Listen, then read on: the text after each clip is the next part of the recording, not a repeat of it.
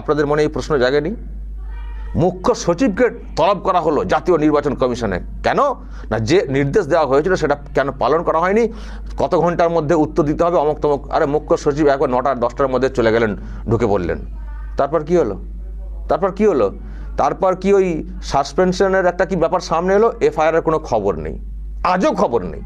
তাহলে কি হলো? যখন বললেন এফআইআর করার কথা বললেন, দিদিমণি বললেন কে করবে, আমার অফিসারের বিরুদ্ধে ব্যবস্থা নেওয়া, ক্ষমতা আছে ইলেকশন কমিশনের।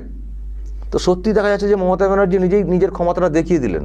ওই জাস্ট একটা নামকে ওয়াস্তে সাসপেনশন, জানি না এখন কি অবস্থা হয়ে রয়েছে, কিন্তু এফআইআর করে ব্যবস্থা নেওয়া সেটা এখনো পর্যন্ত দেখতে পাওয়া গেল না।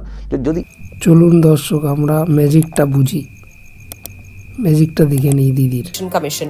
TMC MPs raised slogans against the government and the ECI, carrying placards that read SIR meaning stealing democratic rights and vote chori. However, the police intervened midway, stopping the march.